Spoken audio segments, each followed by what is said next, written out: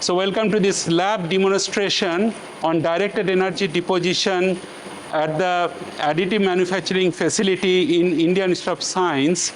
So I'm wearing the mask because I'll be handling a lot of powders, and then I'll be showing you that how powders are handled, what are the characteristics of the powders. So for the purpose of recording this video, I am now removing the mask so that you can listen to me much more clearly. But whenever I'll handle the powders, I'll wear the mask, and that time my voice and my voice can be heard little bit at lower pitch. So this is the directed energy deposition facility, DED facility.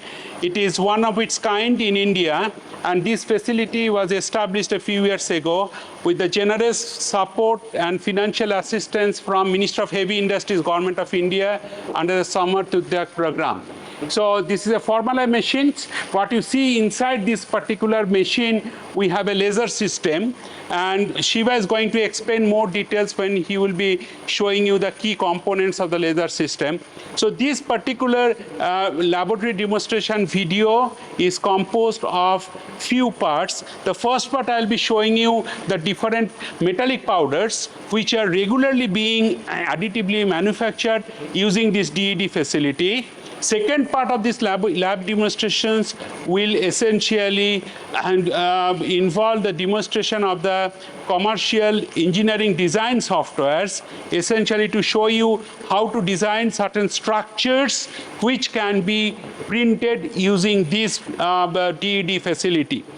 And in this second part, essentially I'll be showing you some of the 3D printable design structures, and these 3D printable design structures, I'll show you how to create the STL file, and then after that STL file to the G code, and this G code will be transferred to this machine, and the machine will just read the G code, and then laser path will be synchronized with the information that is contained in the G code. Third part of these demonstrations will essentially involve the demonstration of the key components of this 3D printing machine or facility, and also what is their specific functions.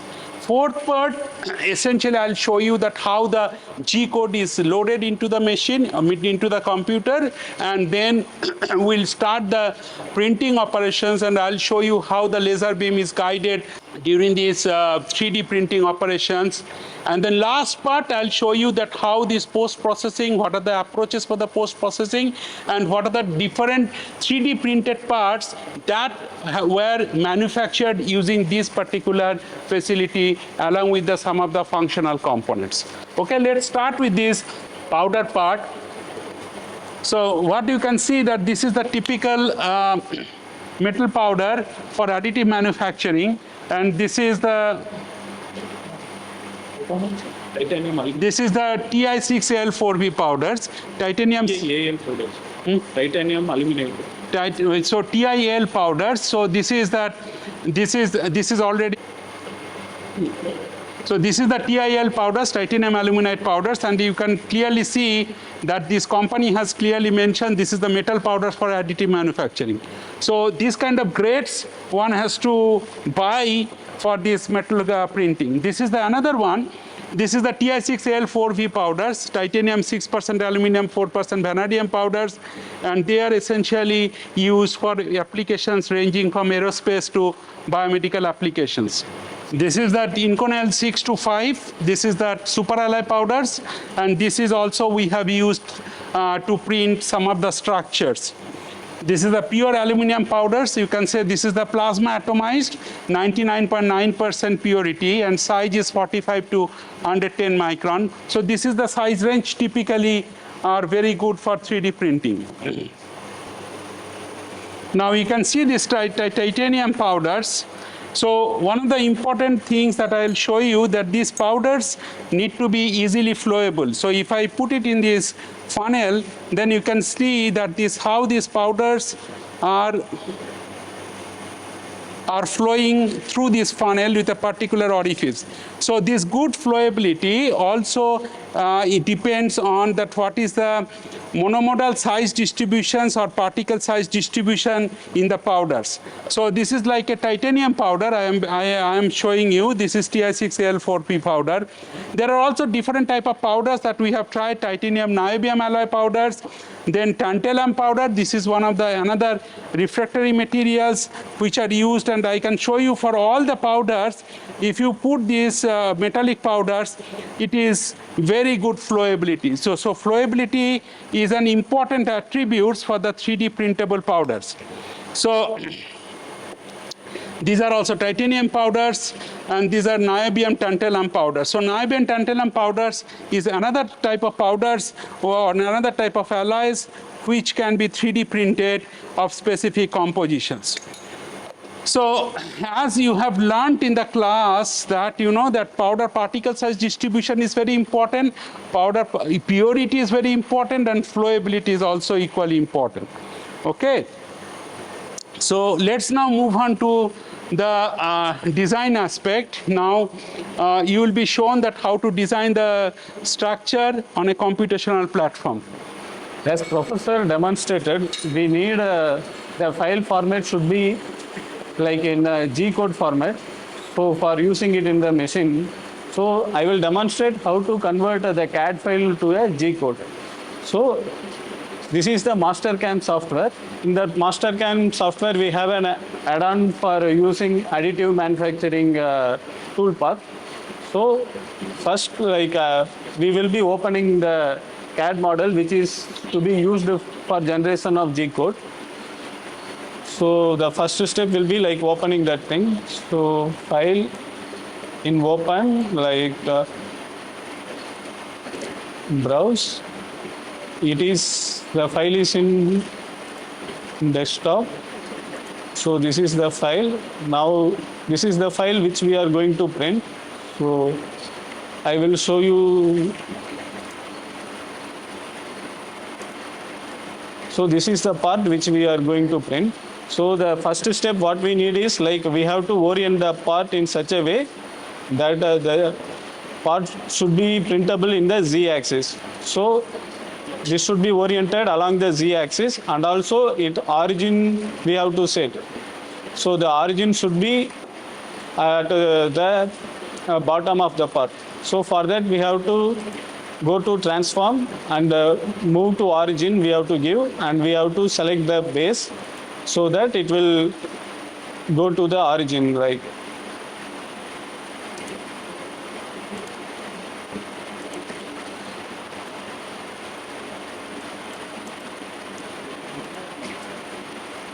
So now you can see this is the part which we are going to print. So it is having a slot at the bottom, and it is having a cut section at the top. So the next step is a selection of machine. So for that we have to go to the machine tab, and in the mill section, we have already predefined thing for the formalized system. So I am clicking that.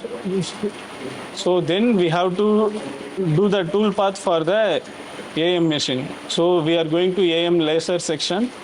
There we have multiple options for slicing in the part in the 3-axis, and also for the 5-axis system we have, for multi-axis we have, and for a radial slicing we have an option, and for a rotary laser slicing also we have an option. So now we are going to do slicing with respect to the 3-axis system. So you have to click AM slice laser.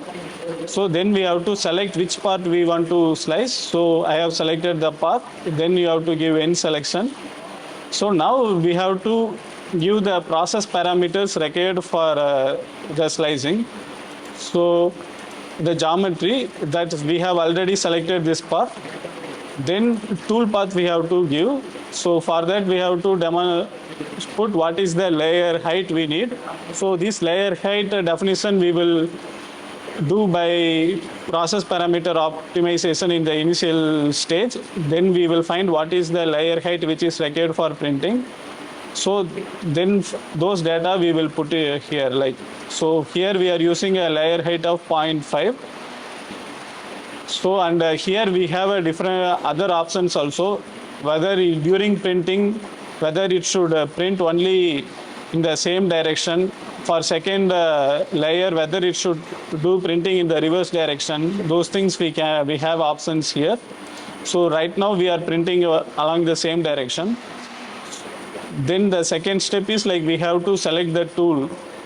So for a tool selection, like we go to the already saved libraries of we have different tools available in our library. So we will select the tool which is required. So here you have to choose the laser thing. So laser powder head, it is in mm. So this we will choose. Then like our beam dia is like 1 mm. So we have to choose 1 mm spot size. Then this is done.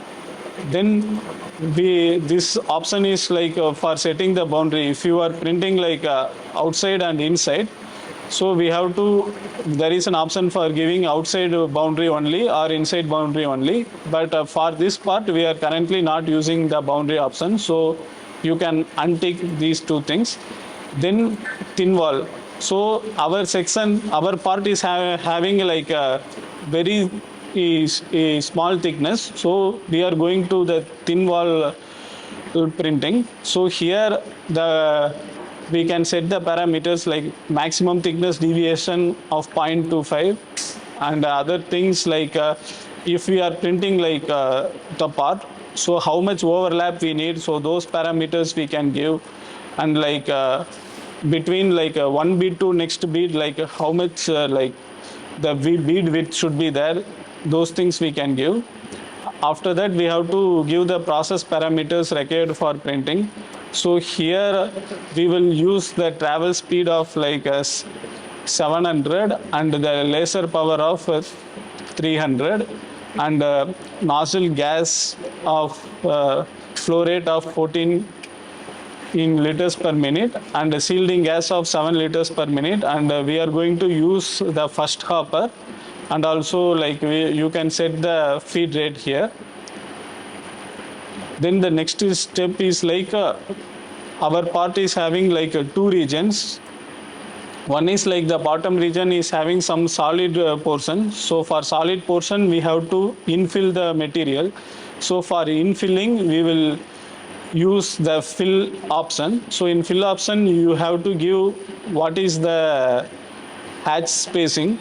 So hatch spacing here like the space between the one layer and the second layer. So here usually we will give like a 30% hatch spacing normally, and also in this you can set like what should be the change in angle like after every layer. So once it will print the first layer, the second layer on top of it you can print at 90 degree or 0 degree, 180 degree or 67 degree, whatever you need. So those parameters you can give here, like change in angle per layer.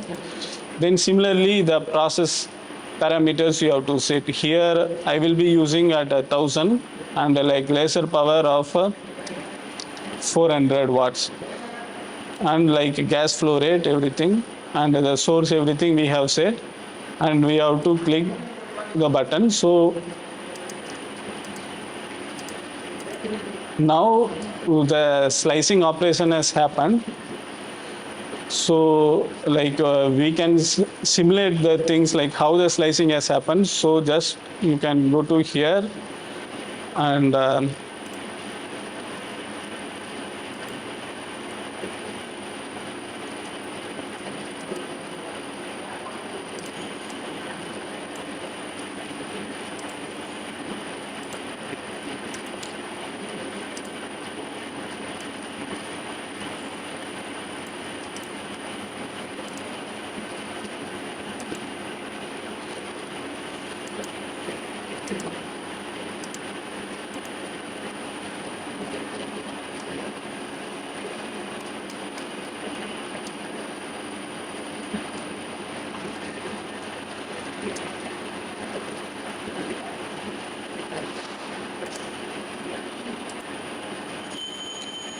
so you can see this is the, so like After slicing, so for simulation, you can go to here and you can see how the printing is happening. So it is printing the boundary walls, then it is printing the fill options. So you can see the simulation, like how the printing is going on.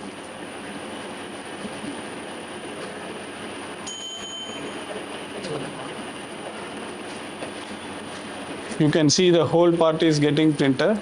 So there is an option to see how much time it is going to take. So when you give all the parameters correctly, like this is like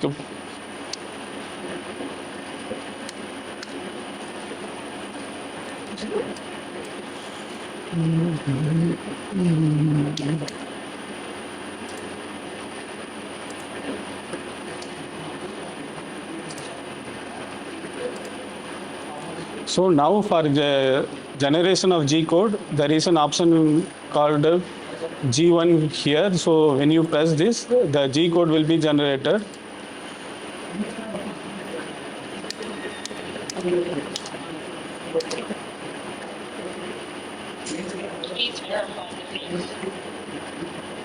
So here is the G code. So here in the G code, you can change the parameter like what is your power, disk speed, and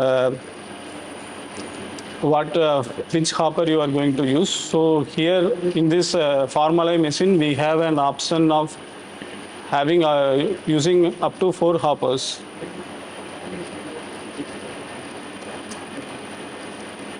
So that's it. Now the G code is generated. So from this G code, we can start printing the parts. This is the procedure of generating the G code. So once the G code is generated, you can transfer the G code in pen drive to the machine. So where you can use this G code for printing your components. Hello everyone, welcome to Smart Factory. So we are going to explain metal additive manufacturing. So this is the one of the technology of the additive manufacturing, DED technology, directed energy deposition method. So here laser and powder simultaneously deposited the material layer by layer. So now we are going to see the DED components. So this is the nozzle. So it consists of 2 nozzles. One is outer, one more nozzle is inner nozzle. So between gap, the powder will be flow. In the center of the hole, the laser will be flowing.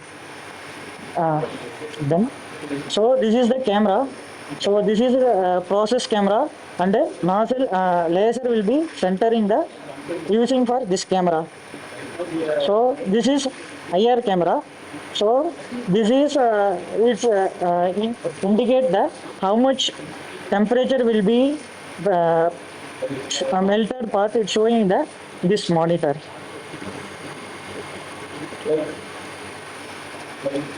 Then this is the base plate. So this is the dimension 200 by 200. It is already fixed here. Then here the coordination system, X and the table will move X and Y direction. Nozzle will be moved in the Z direction. Now we are going to pour the powder feeder inlet. So this is the SS316 material. We can go and feed the powder. This is the powder feeder. Now we can remove that 4 knobs, then pour the powder. Now I am removing the 4 knobs. When pouring the powder, we can use the funnel.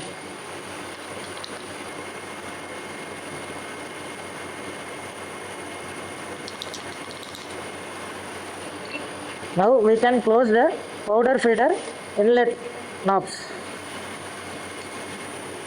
So here 2 valves are there for separate feeder. We can now turn it on the powder feeder 1 valve.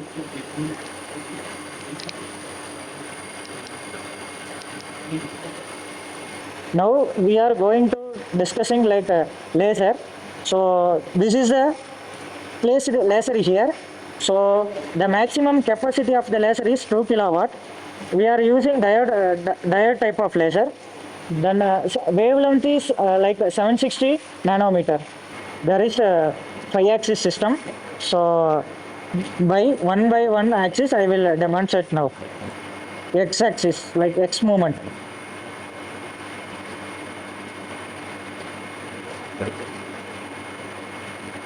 Now Y-axis.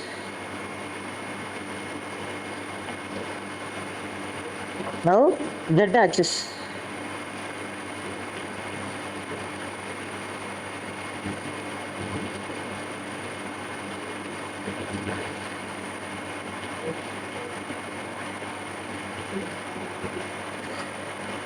Now tilting axis. So now rotating action.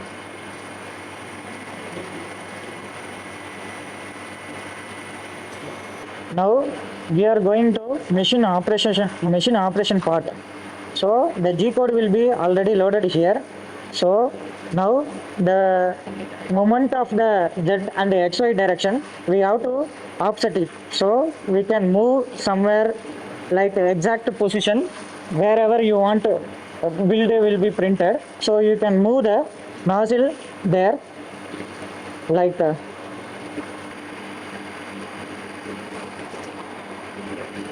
now we are going to discuss like a machine operation. So the G code will be already loaded here. So we set the work offset like here mentioned G54. So here we mentioned G54. So that's why we can set it the work offset by G54. So now all the axis will be set it. So set it by all. It is done. Then we can directly go for G code position. Then we can go for directly cycle start. So now, so far you have learned about the metal powders, the design aspect, how to make the G code based on the CAD file, and also Shiva has shown you that where is the powder hopper location, how to load the powders, and then how G code is now imported into the machine in the computer, which is directly controls the laser path and also powder delivery processes, and also gives the instructions so that the layer by layer manufacturing of the powders into the designed constructs can be pursued. So we are now starting the operations, and as you see, laser head is being lowered down, and then you can slowly, you will see that it is started the operations. The powder hopper actually delivers the powder at the same location where laser beam is impinging on the substrates, and based on the information content in the G code, now the layer by layer manufacturing will be under progress.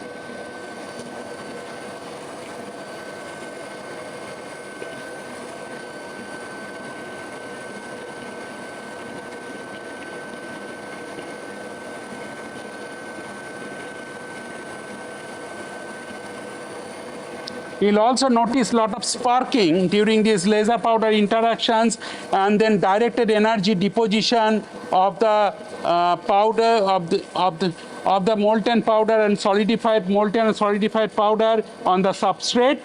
And these sparkings actually remind you something related to this welding or brazing operations, right? That you know from the conventional manufacturing aspects. So if you recall that that when the laser beam and then powder, their delivery is synchronized, then powder particles also have the possibility of interacting with the laser beam before it even strikes on the substrate.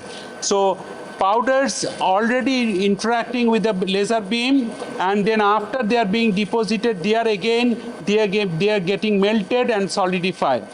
So if you recall our discussion from the NPTEL lectures, that this is not a powder bed fusion processes. This is not the SLM process. This is the directed energy deposition process.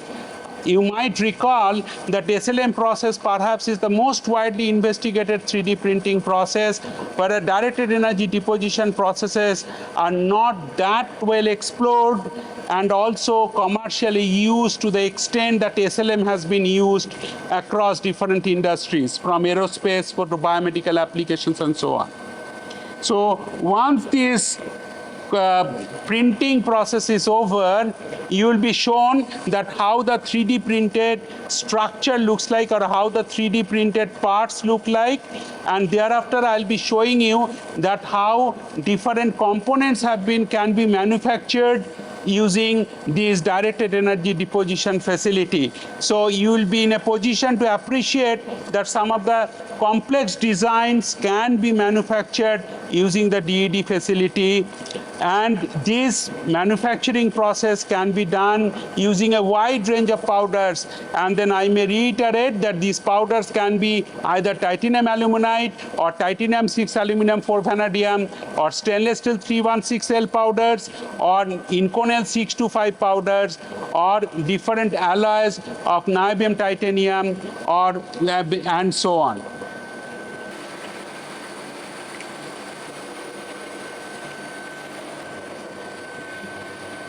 Now what you see in this computer window is that value of X, Y, Z of the build, particularly the value which is of our importance or of our relevance is the Z value.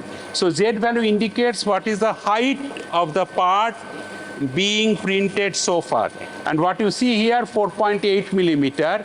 And if you look at here, it is 4.8 millimeter corresponds to around 16.9%.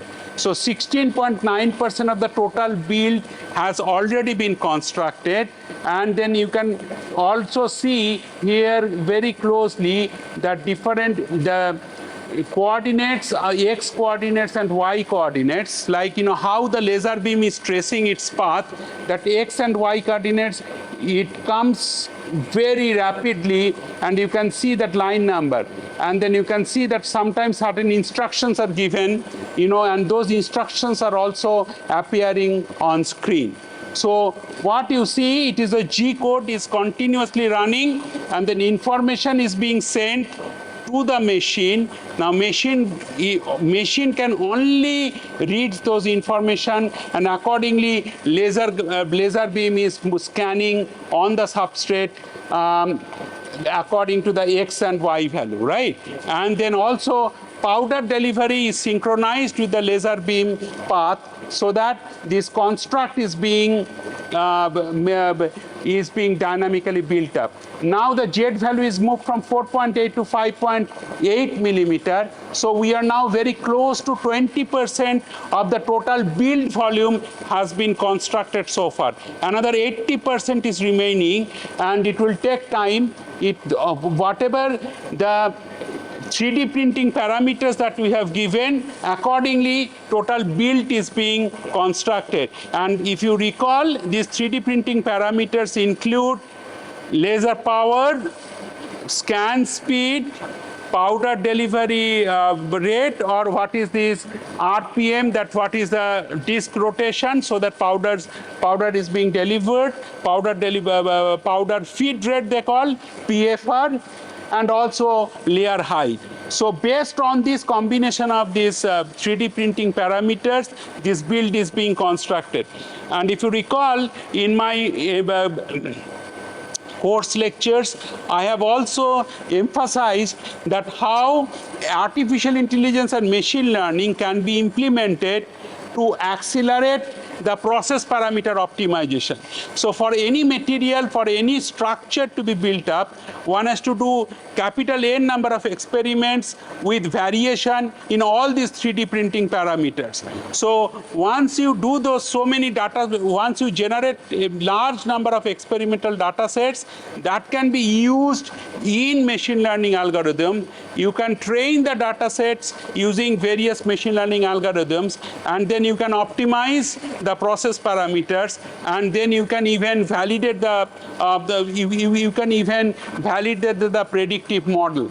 Now those things I have also covered under the emerging topics, and there you have seen that how regression analysis can be used for the single track morphological analysis, or classification algorithm can be used for the predicting different type of defects if they are generated, and those defects, the classification algorithm essentially allows you that what are the parameters that you can select to get the high quality 3D printed parts. High quality 3D printed parts means it should not have lack of fusion, it should not have keyhole, it should not have intra-tack porosity, it should not have balling. So it should represent the pure case of conduction, so that this build will not have any porosity, any blowholes, and that will have the robust mechanical properties. So these are all those things you learn, and then you can see now that we are at the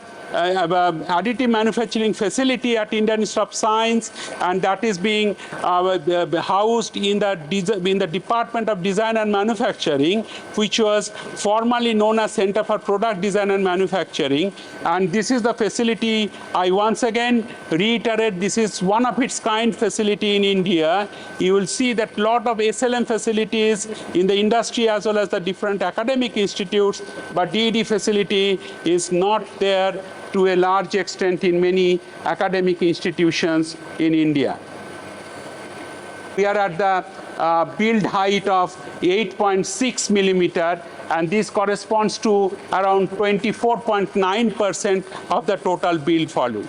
So overall, I think you are able to comprehend that how this entire 3D printing experiments are being conducted in the laboratory at an academic institutions, and it starts from powder to design concepts to the 3D printing parameter setting to uploading to import the G code, and then the 3D printing operation starts.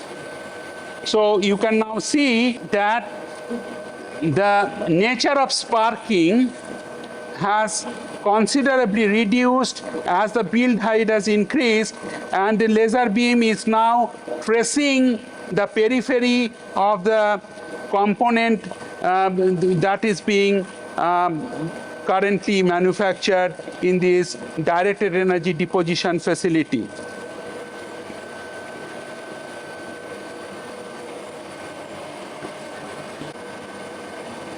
Now we are going to stop the 3D printing operations, and we'll be first closing the program. We are aborting the program. Then we'll open the 3D printing chamber. I'll show you the component being manufactured so far, and then I will explain it further that what are the different type of components that one can manufacture using this machine. Yes, Siva.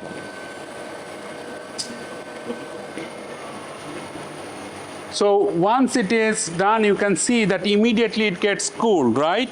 So we can open the chamber, and then you can take out the machine. But before that, one has to make sure that laser head actually is lifted up to a sufficient height so that it will not be damaged during that manual handling of the components to be removed from the chamber. We have to also switch off this laser. So we are now opening the chamber. So now you can see that this is that component. So this is the stainless steel 316L component. Stainless steel 316L component. So we are removing the powders. Now you can see that this is the structure being manufactured. It is still little hot, but I am able to touch it, so it's okay.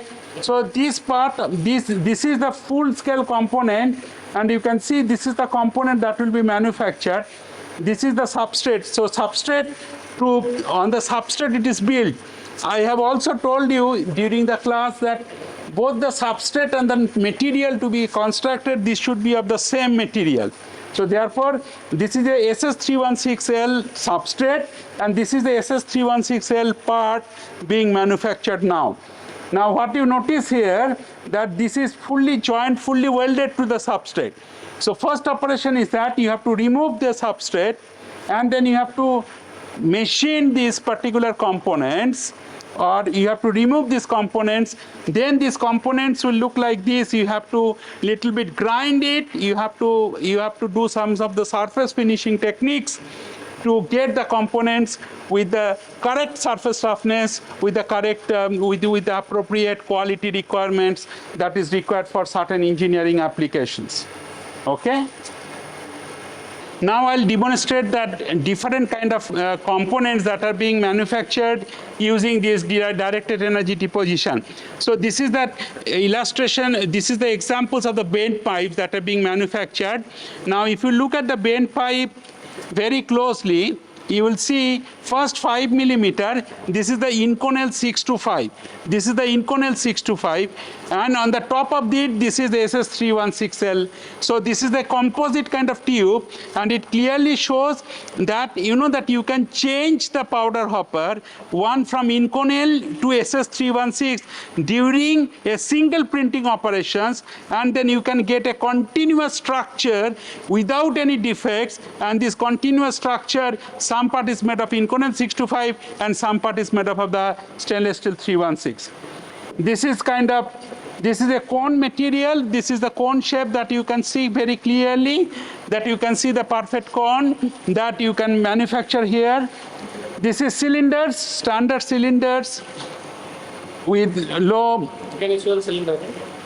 You can see this is the cylinders that you can manufacture, right? So it is a good surface roughness, particularly in the inner wall. Yeah. So this is another material which is another component which is very important. This is that called twisted cylinder components, right? Now if you look this twisted cylinder, you would be able to notice that how the external surface has twisting, has the morphology which clearly resembles like it is a twisted cylinder morphology.